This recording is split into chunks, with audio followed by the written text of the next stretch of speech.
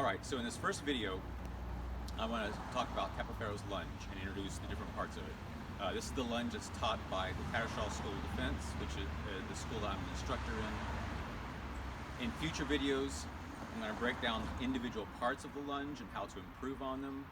But for this one, let's just go through the entire sequence, and I'll just show a few of the details that make this lunge what it is.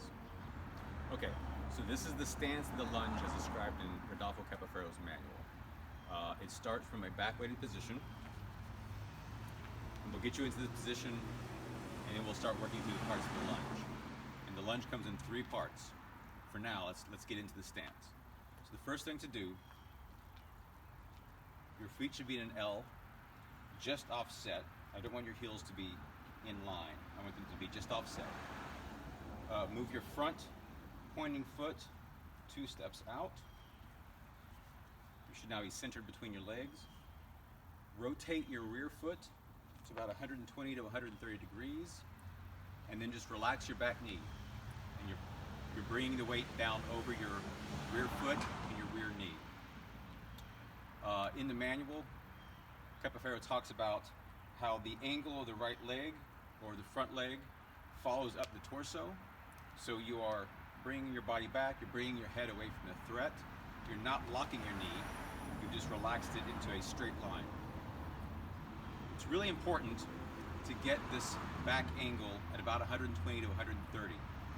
What you do not want is to be in an L, a 90-degree shape, and then relax back on this back leg. If you're doing that, you've got a lot of pressure on this knee joint and on this hip joint. And one of the things that happens is when people lunge from this position, when you slow down videos and you watch people do it, often this knee bends down toward the ground and then pushes and lunges. What you want is this position here with the knee over the toe. You want this to be in one line. And when you're going to be lunging, all you're going to be doing is extending this leg. You're just going to be going from the bent to the straight position, and then your front leg will go into a bent position. Okay. The first action to accomplish this lunge, what you want to do is you extend your arm.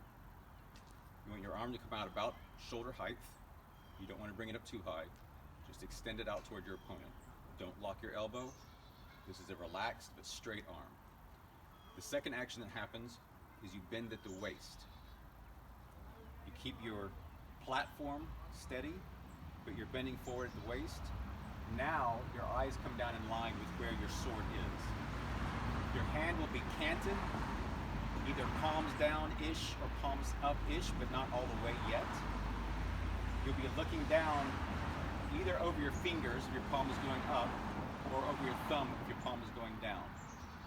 And the third part of the lunge, your weight is already over your front knee, so you straighten your back knee, and you bend that front knee to accept your weight going forward. Now we're in the full lunge. My hand, depending on my opponent's sword, is pronated or supinated. I'm looking down my blade, the guard is protecting my head, and I've caught myself on my front leg.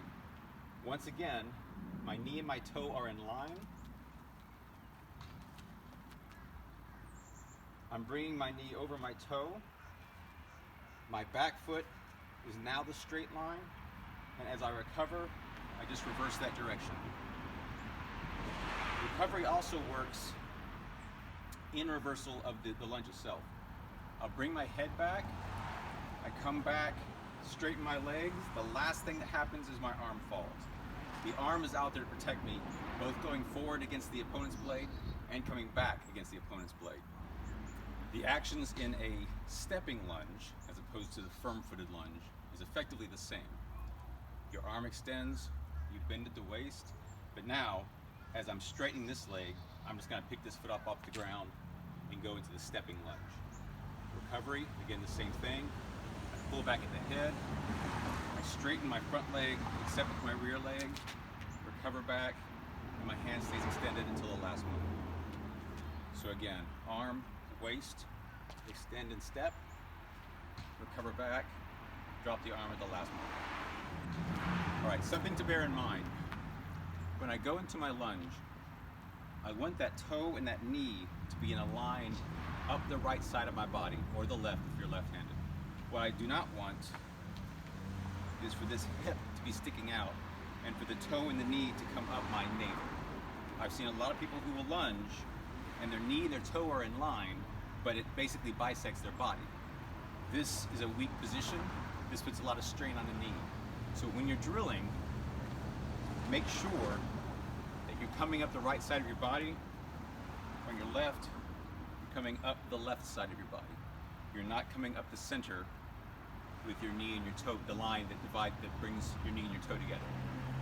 So here's what I want you to do. I want you to do this lunge sequence, and I want you to do 50 repetitions, maybe do a couple hundred a week. When I do my repetitions, I will do 25 on my left side, 25 on my right side. I want you to try to do both sides for various reasons. You're going to have to think harder about your non-dominant side, and that will help build up your dominant side. Also, you'll be spreading out your muscle building across your entire system. So, what we'll do, we'll get into our stance. Relax. Your left hand, just keep it relaxed for now. Your right arm comes up. You bend at the waist, you go into your lunge. Pull your head back, recover, drop the arms, the last thing. Arm, waist, knee, recover back. Arm, waist, knee, recover back.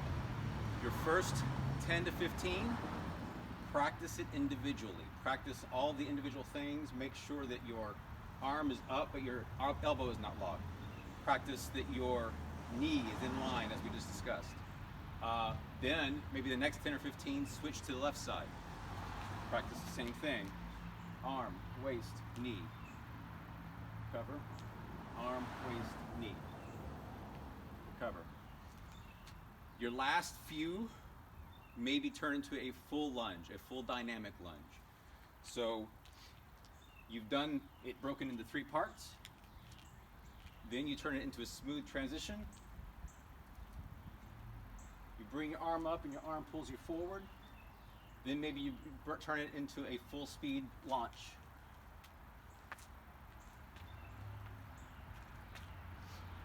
So again, at least 50.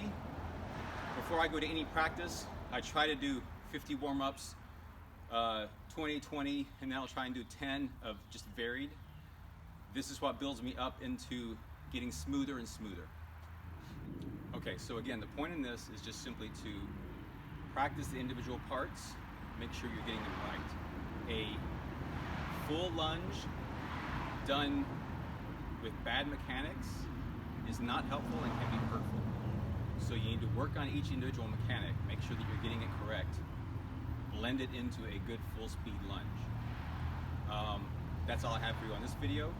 Thank you, I hope it's helpful.